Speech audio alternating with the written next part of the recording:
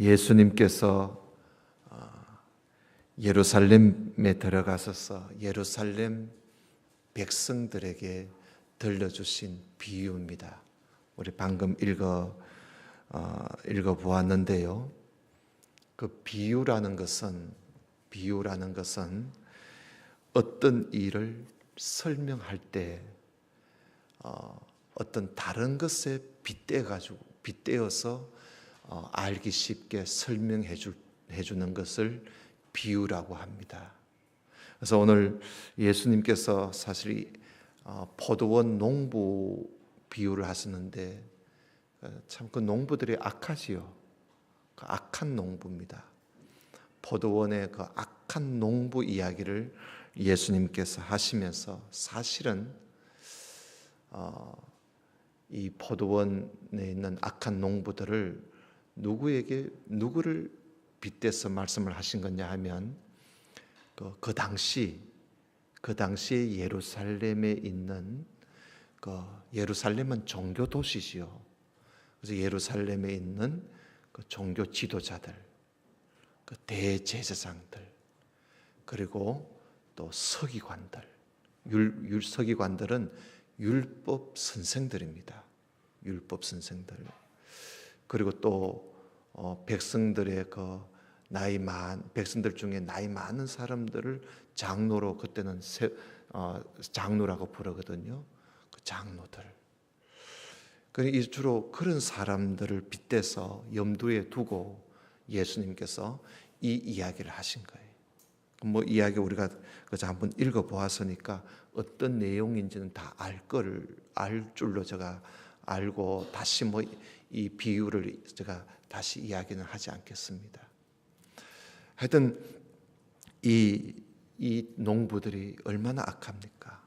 이 포도원 주인이 말이죠. 포도원 주인이 자기가 세를 주고 소출을 받으려고 했는데 보내는 종들마다 때리고 보내고 심지어 그 포도원이 자기 아들을 보냈는데 나중에는 아들을 죽여버리지 않습니까? 아마 예수님을 두고 하는 말씀이구나. 우리가 금방 이해가 되지요.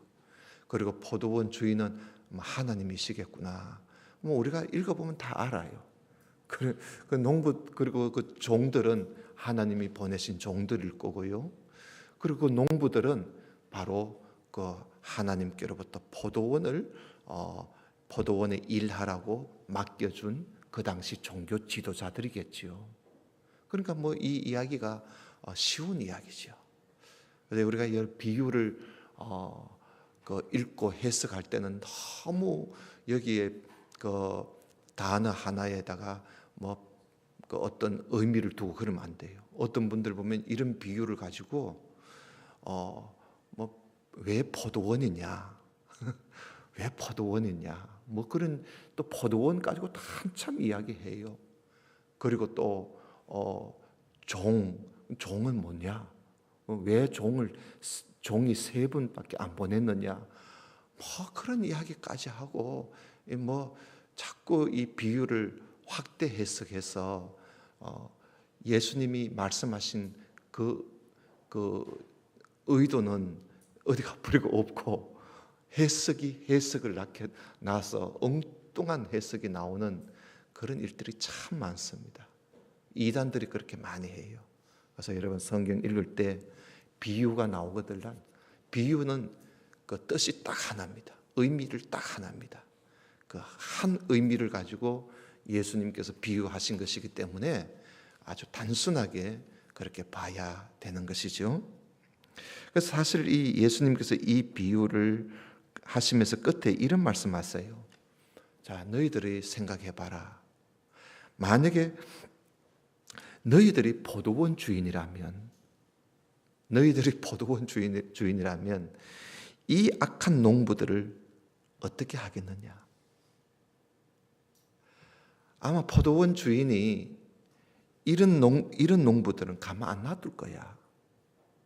이 농부들을 다 죽여버릴 거고, 그리고 그 포도원을 다른 농부들한테 넘겨줄 거 아니겠는가?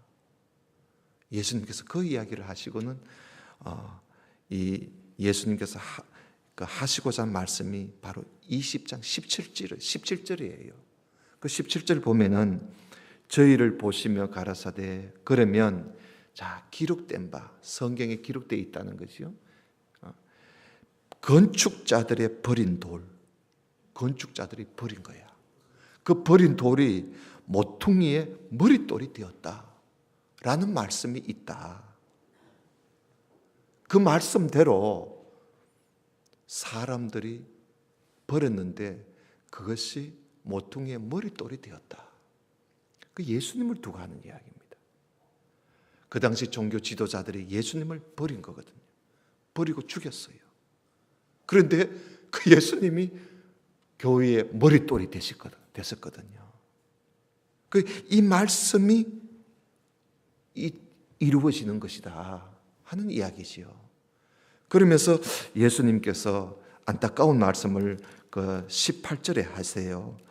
그 18절에 보면은 자, 무릇 이 돌 위에, 이 돌이 머릿돌이에요. 예수님이에요.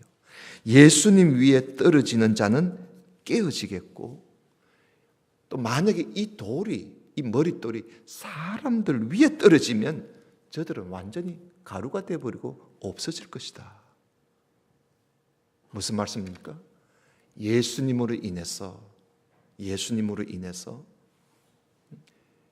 사람이 실족할 수도 있고, 또 무너질 수도 있고, 또 멸망할 수도 있다는 거예요.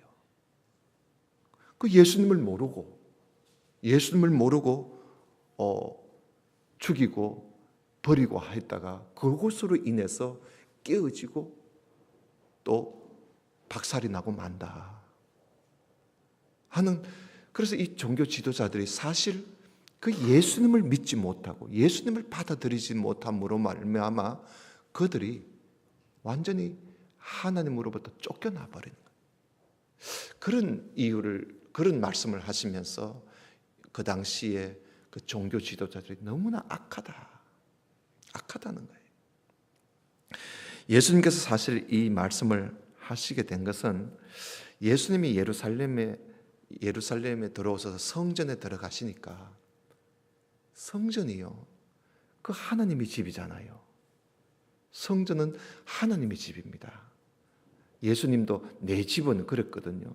성전은 하나님 집이고 이 성전은 기도하는 집이에요. 만민이 기도하는 집이거든요.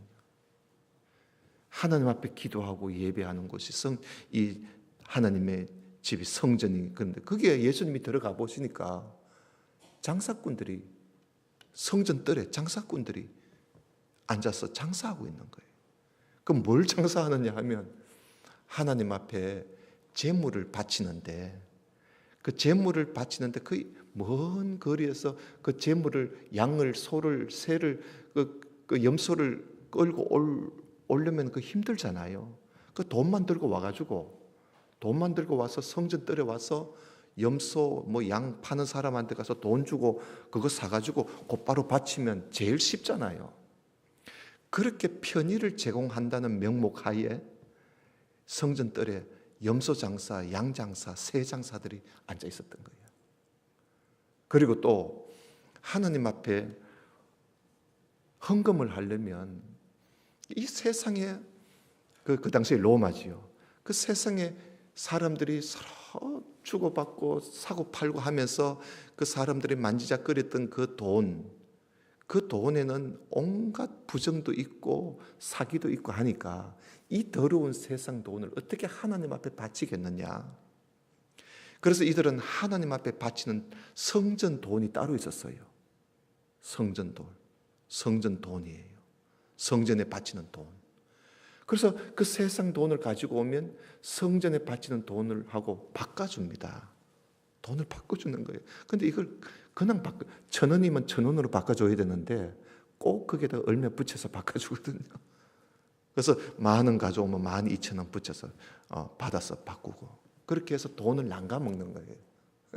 그리고 양이나 염소나 이걸 또 팔면서도 바깥에보다 조금 비싸게 받아요.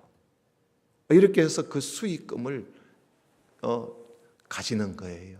그러니까 장사가 되거든요. 그 장사가 되니까 성전 뜰에서 장사하려고 사람들이 그게 머리 터지는 거예요.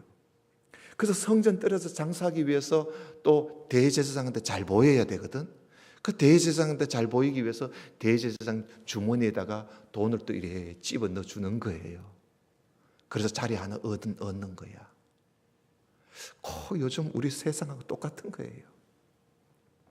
그 예수님이 들어가 보시니까 그 모양이라, 성전, 하나님의 성전이 그 모양이에요. 그래서 예수님이 그들을 다 내쫓았어요. 다 내쫓고, 하나님의 집은 기도하는 집인데 너희들이 어떻게 이 집을 강도의 소굴로 만들 수가 있느냐고 예수님이 막 그랬었어요. 그 다 내쫓으시고 예수님이 성전에서 예수님을 따르는 백성들을 앉혀놓고 하나님 말씀을 가르치고 복음을 전하고 그랬어요. 그러니까 이 대제사장들, 이 성전에 지금 참 주인이 주인이라기보다 성전을 관리하는 대제사장들과 서기관들과 장로들이 예수님 하는 거 보니까 이게 좀 속이 상한 거예요. 그래서 예수님께 와서 항의를 하는 거예요. 도대체 당신은 그런 백을, 그 권세를 누구한테 받았느냐? 누구 백으로 와가지고 지금 여기서 이야단 지기느냐고. 예수님한테 도대체 누구한테 그런 권세를 받았느냐고. 나는 대제사장이야. 나는 서기관이야. 나는 이래도 백성의 우두머리 장로야. 너는 누구야 도대체?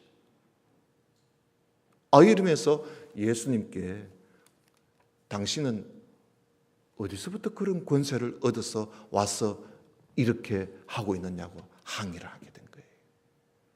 그래서 예수님께서 그들을 보시고 말씀하신 게 바로 이 비유입니다. 이 비유.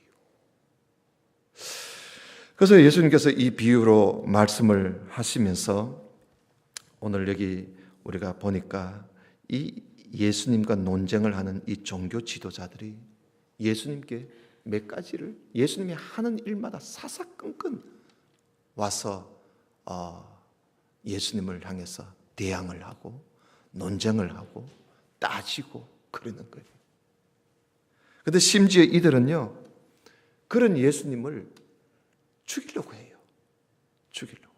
오늘 예수님 비유에서 그 악한 농부들의 아들을 죽이려고 하는 것처럼 이들이 예수님을 죽이려고 해요.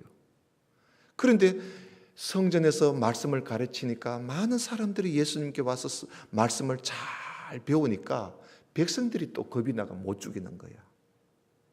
그래서 이들이 예수님께 여러 방법을 써서 죽일 방법을 연구하는 거예요. 어떻게 하면 저 사람을 죽일 것인가.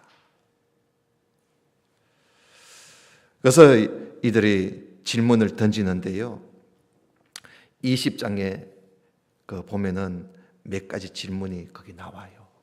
자, 그 질문을 처음에는 20장 1절에 보면, 1절 이하에 보면 예수님 앞에 당신이 무슨 권세로 이런 일을 하는지, 이 권세를 준 이가 누구인지 우리에게 말하라. 2절에 나오지요. 20장 2절에. 이 못된 이 악한 사람들은 예수님이 하시는 이 모든 일이 하나님께서 하시는 일임을 아예 믿지를 않습니다. 인정을 안 합니다. 예수님이 하나님의 아들이라는 사실을 아예 이들은 믿지를 않아요. 받아들이지를 않습니다. 그런 사람에게 예수님께서 무슨 말씀을 하시겠어요? 그래서 예수님은 예수님을 하나님의 아들로 받아들이지 않는, 인정하지 않는 이 악한 종교 지도자들에게 예수님은요, 더 이상 말씀을 안 하세요. 내가 하는 이 모든 일이 하나님으로부터 오는 권세인 줄을 인정치 않는 너희들에게 내가 무엇을 말하겠는가 하면서 예수님께서는 그들에게 아무 대답을 하시지 않습니다. 그렇습니다. 여러분, 우리가 참 예수님을 하나님의 아들로, 우리의 구세주로, 우리의 구주로, 예수 그리스도로 받아들이지 않고 인정치 않는 자들에게는 정말 우리가 무슨 말을 한들 그들이 알아듣겠습니까? 매우 힘들지요. 그래서 우리가 참 우리의 믿음이 이 성장하는 데 있어서 가장 기초가 뭐냐면 믿음이에요. 믿음이 가장 기초입니다. 이 믿음으로 해서 신앙이 성장하는 것이거든요. 그래서 여러분, 우리가 믿음에서 성장해 나가려면 우리 주님에 대한 이 믿음을 우리가 철저하게 우리가 믿고 받아들이고 그래야 돼요. 우리가 그것을 받아들이지 못하면 아무리 성경 말씀을 읽어도 나하고는 상관이 없는 말씀이 되어버립니다. 그 다음에 또 봅시다. 그들이 두 번째 또 여기 20장에 보니까 이들이 또 더 악한 생각을 가지고 질문을 해요. 뭐 하느냐면 예수님을 아예 로마 황제에게 예수님을 넘기려고 그래요. 로마 황제에게 넘겨가지고 거기 가서 막 로마 황제의 손에 막 예수님이 죽도록 만들어야 되겠다. 요런 또 못된 생각을 해요. 그래서 예수님께 와서 로마 황제 가이사에게 세금을 바치는 것이 옳은 일입니까? 옳지 않는 일입니까? 하고 질문을 던집니다. 질문. 예수님께. 로마 황제에게 세금을 바치는 일이 이게 옳은 일입니까? 옳지 않는 일입니까?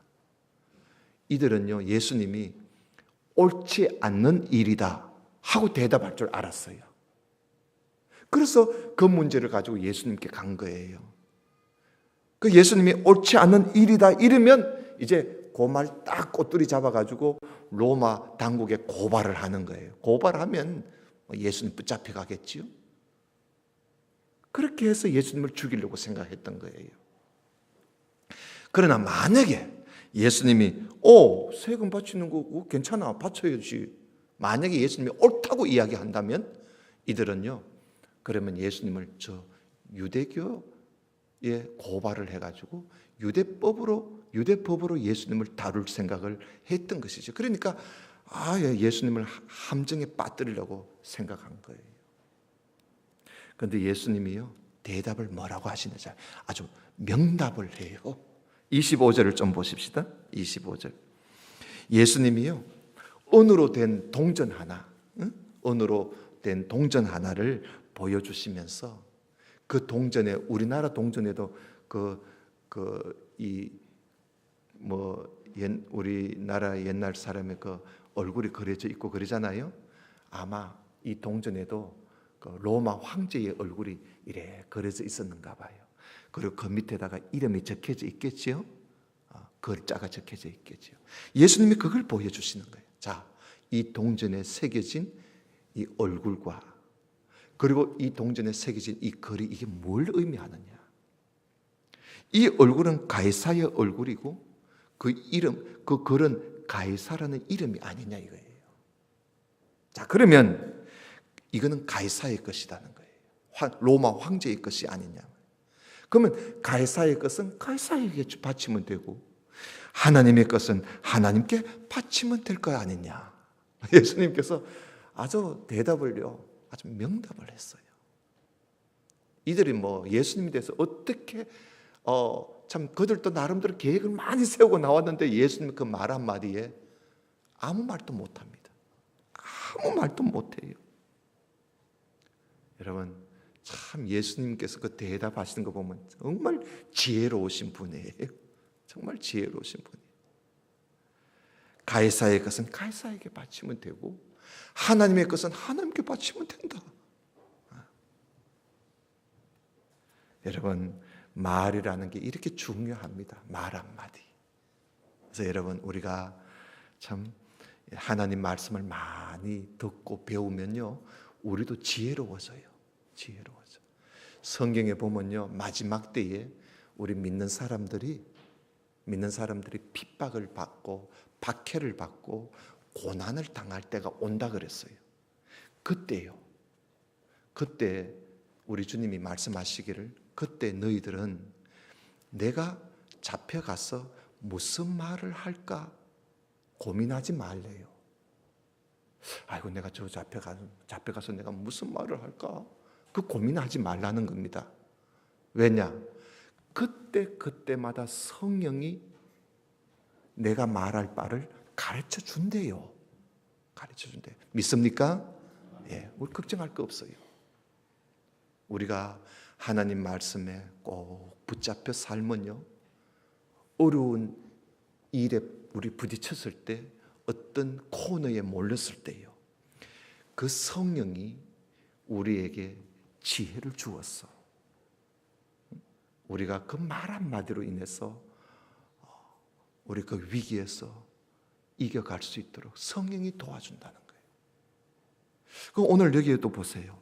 하나님께서, 예수 그리스도, 우리 주님께서 말씀하시는 거 보세요. 이 말을 듣고요, 그 예수님을 책 잡으려고 했던 사람들이 한마디도 못하고 물러갑니다. 자, 그 다음에는 또 20장에 보면요, 이번에는 부활이 없다고 하는 사람들이 있었어요. 부활이 없다고 하면서 하나님 믿는 사람이 있었어요. 그 부활을 믿지 않으면서 하나님을 왜 믿는지 모르겠어요. 그 사람이 누구냐 하면 사두개파 사람들이에요. 사두개파 사람들인데요, 이 사람들은 하나님을 믿으면서도 부활을 믿지 않아요. 지금 요즘도 그런 사람 있지요. 그런데 이 사람들이 와서 예수님께 와서 말도 안 되는 소리를 해요. 뭐라고 하느냐 하면, 모세율법에 형이 장가를 가가지고 애를 낳지 못하고 죽었다는 거예요. 그 자식 없이 죽었다. 그러면 그 형의 자식이 끊어지잖아요. 자손이 끊어지는 거야. 그러면 둘째가 형의 아내와 결혼해서 어떠하든지 형의 자손을 이어가도록 해라 하는 그 모세의 율법을 또 들고 나와가지고 예수님께 이제 이야기하는 거예요. 보세요.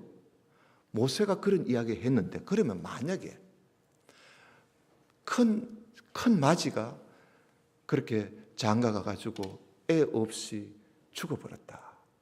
그럼 아내만 남았는데, 모세의 율법대로 둘째가 형의 아내와 결혼해서 애를 낳아야 되는데 둘째도 애 못 놓고 죽어버렸다.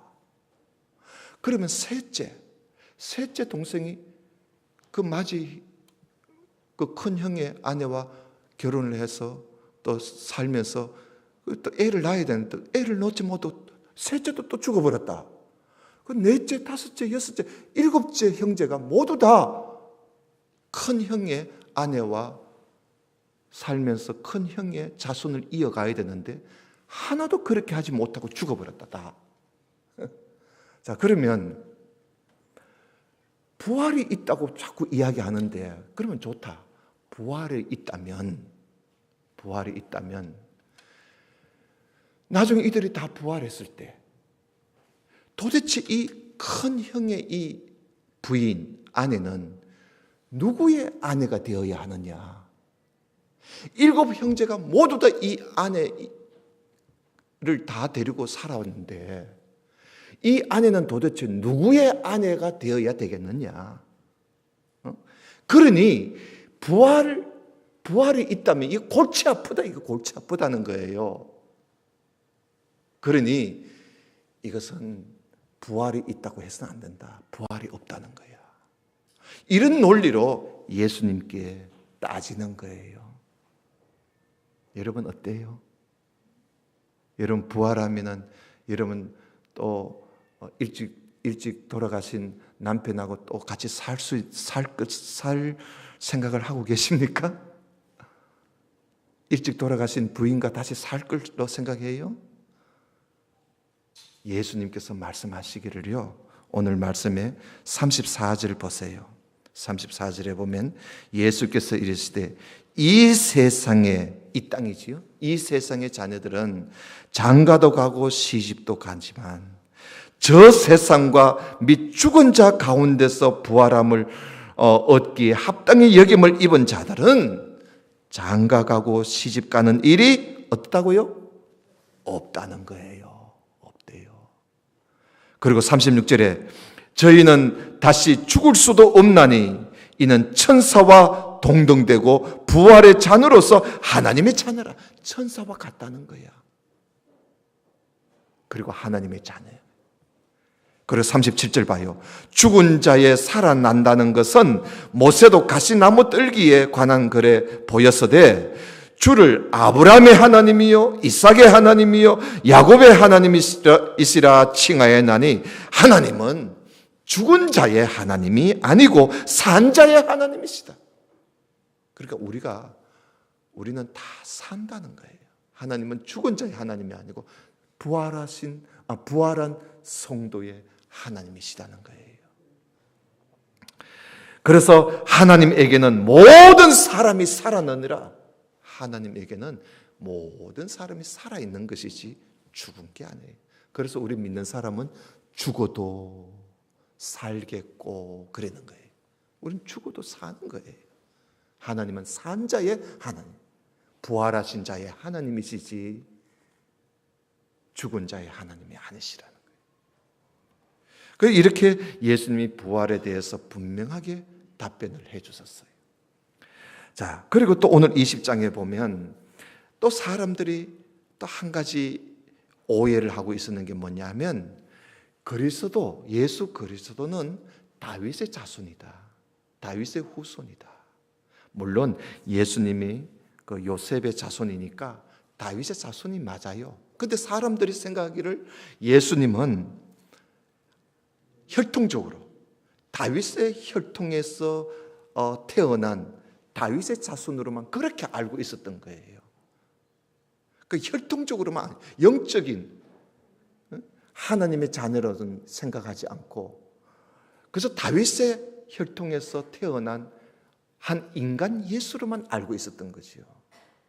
그래서 예수님께서 말씀하시기를 시편 말씀을 인용해서 다윗도 예수 그리스도를 주님이라고 했다. 다윗도 예수님을 보고 장차 오실 예수님을 보고 주라고 했다. 주.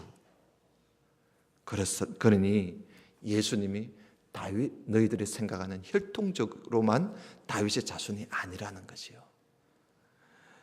그래서 예수님은 말씀을 가지고 오해를 풀어주신 것이죠. 자, 이런 질문 공세가 20장에 쭉 나왔어요. 이런 공세에 예수님이 답변을 다 하시고 한 가지 딱 부탁을 합니다.